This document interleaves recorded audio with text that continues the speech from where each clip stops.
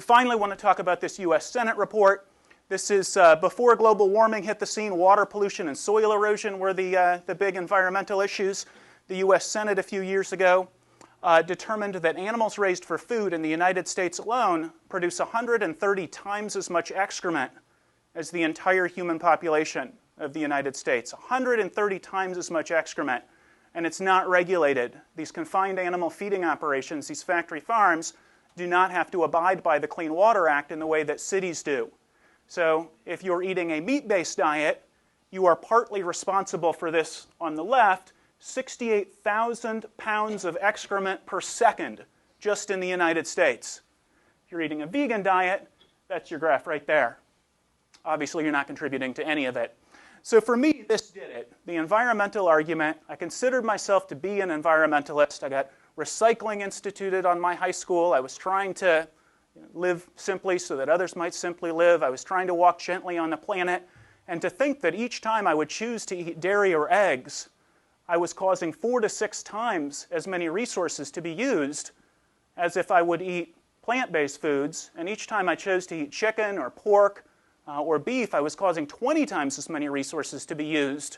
That wasn't something that I wanted to participate in. And it was that combined with the issue of global poverty. There we go. It's humbling to think about, but right now, according to the United Nations, 1.3 billion human beings are living on less than $1 a day. So that's about 1 in 4 human beings on the globe are living on less than $1 a day. And 800 million people are living in what the United Nations calls nutritional deficit. Nutritional deficit. They're starving. They're not taking in enough calories to sustain basic life functioning.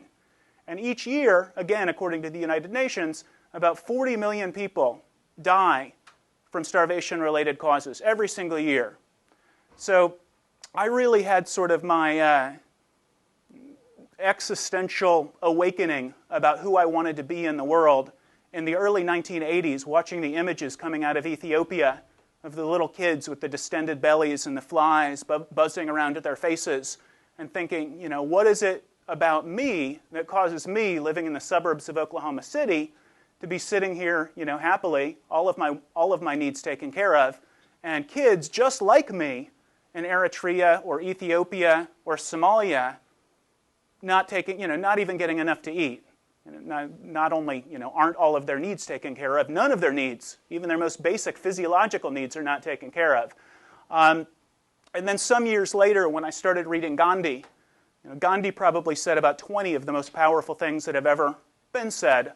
One of the things Gandhi said, he said, think of the face of the poorest person you've ever seen and ask yourself if the action you contemplate will be of use to that person.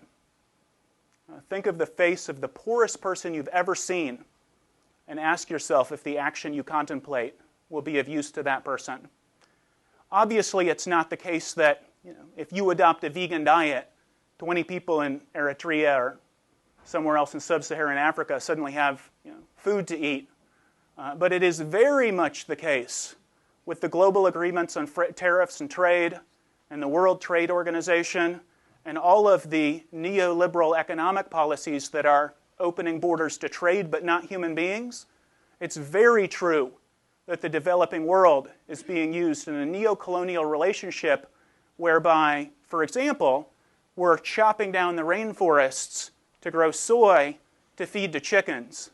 Last year, Greenpeace unveiled a massive banner in the Amazon rainforest. It said, KFC, Amazon criminal, because they were chopping down the rainforest to grow soy to feed to chickens. And it wasn't just KFC. This is the sort of relationship that existed to some degree 20 years ago, but global economic policies are making it worse and worse and worse, so that we are very much participating, if we eat meat, in an economic system that causes other people to starve. At the very least, it's unseemly that we would consume something so resource-intensive that it takes 6 to 20 times as many resources as something else, while 1.3 billion of our brothers and sisters in humanity are living on $1 a day, and 800 million don't know where their next meal is coming from. A few years back, Eric Schlosser started talking about the fact that eating meat also entrenches a domestic system that is exploitative in the extreme.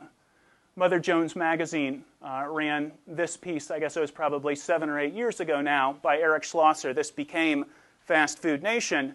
And he started interviewing people who work in slaughterhouses and found that the level of exploitation is what 2 years ago Human Rights Watch called a human rights crime, the way that these people are being treated in the United States.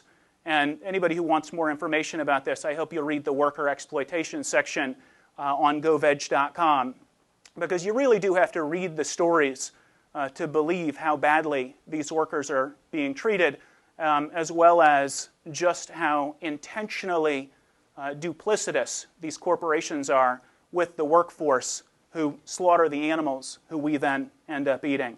So for me, that was it. You know, environmental reasons, human rights reasons, I didn't want to support something that was so vastly inefficient and polluting, and I didn't want to be a part of a system that basically said, I'm going to consume gluttonously while so many people are starving to death.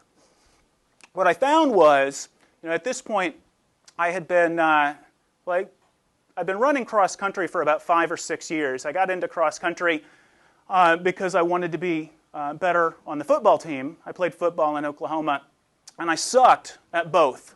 I was an awful football player, and I was awful at cross country. But what I found was, and probably I don't know if anybody in this room has experienced this, but you can letter in cross country no matter how bad you are. So it gets really boring. In Oklahoma, there's no, everybody gets to play touchy-feely stuff. In Oklahoma, if you're not good, you just sit on the bench and feel embarrassed. So I stopped doing that, but I kept running cross country, and I got my letter jacket, and I felt very proud of myself at the mall. And I was bad. But what I found was when I adopted a vegan diet, I went from pathetically slow to less pathetically slow. And in fact, my 10K time improved about 10% in the course of just 2 or 3 months, which I had plateaued. And it had to do with the fact that I was working with my physiology rather than working against my physiology.